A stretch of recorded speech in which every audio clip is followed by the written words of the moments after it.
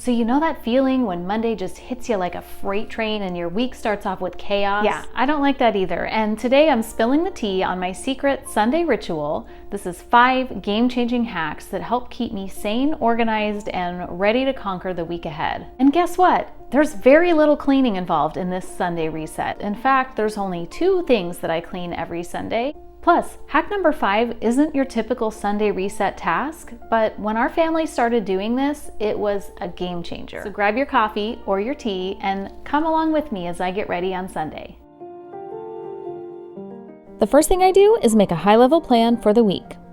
I'm really looking at what are the doctor appointments or sports activities or unique things on my calendar that I need to be aware of with the week ahead. Sometimes that just looks like pulling up the calendar app on my phone and looking at the week. Other times, I like to make a pretty bullet journal page for the week because it makes me feel good, but I don't do it every single week. While I'm looking at the week ahead, I plan out 3 to 4 dinners that I can make that week. I don't even assign them to days. It's literally just a list of 3 to 4 dinners that I'm ready to make that week, and I can pull from them throughout the week depending on what I feel like making. I also decide on one thing I can eat repeatedly that week for lunch while I'm working from home.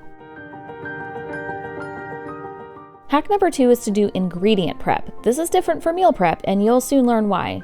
One of the dinners on my list this week is spaghetti with spaghetti squash. Now, I'm not going to prep the entire meal, but I am going to prep the spaghetti squash noodles because that's the part that takes the longest. I'm making some extra because I'm also going to use some of these spaghetti squash noodles for quick and easy work-at-home lunches this week. While a lot of my ingredient prep varies from week to week, every week one of my staples is pre-cooking some ground turkey. I'll use this all week long in my lunches. This week during my lunch breaks, I'll throw it in a pan with some of that pre-made spaghetti squash noodles and some spaghetti sauce for a nice filling, nutritious lunch. While the turkey's cooking, let's prep some veggies. I have a whole package of bell peppers from Costco. I'm gonna wash them all, remove the seeds, and then chop them up a few different ways. I'll slice about half of them. Can just be used to snack on and dip in something like hummus. The other half I'll chop up pretty small. I'll use the small chopped bell peppers for a variety of things. I use them in my homemade chili recipe, and sometimes I saute them in the morning with my scrambled eggs or throw them on top of a salad. For me, it's important that while I'm getting all of this done, prepping for my week, that I'm also really enjoying this time and turning it into either me time or quality time with my kids.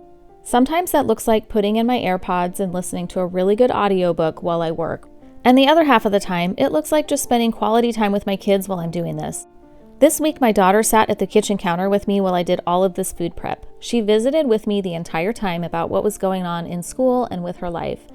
Okay, I know I just said that I prep ingredients and not meals, but I am gonna prep one meal for this week. Split pea soup is one of my go-to meals, so I'm just gonna chop up the couple ingredients that I put in my soup, throw it in a Ziploc bag, and later in the week when I'm ready to make it, add some water and it's ready to go. Here's a recipe card of my split pea soup recipe. Go ahead and take a screenshot. Okay, so check this out. I've got split pea soup ready. I've got chopped onions ready to add to meals throughout the week, chopped veggies for snacks and for adding to recipes. I've also got spaghetti squash and ground turkey. This is one of the 2 things that I do clean every Sunday, and it's just the sink. First, I'm going to clean all the dishes that were in the sink from this morning and from all the meal prepping I did. Then I'm going to actually scrub out the whole sink so that we have a fresh, clean sink for the week. The second thing I clean on Sundays is 1 load of laundry.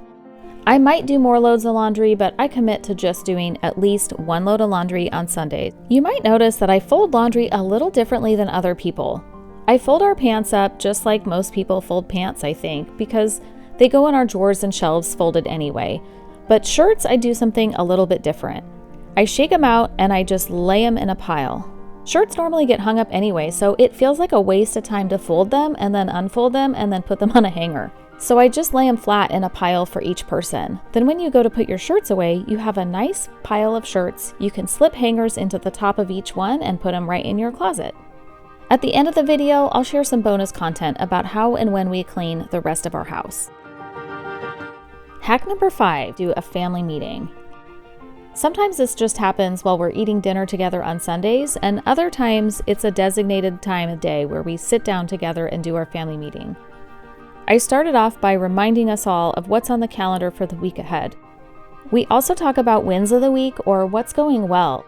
We might recognize the kids for doing extremely well in a specific area, or we let them share what they're proud of from the week.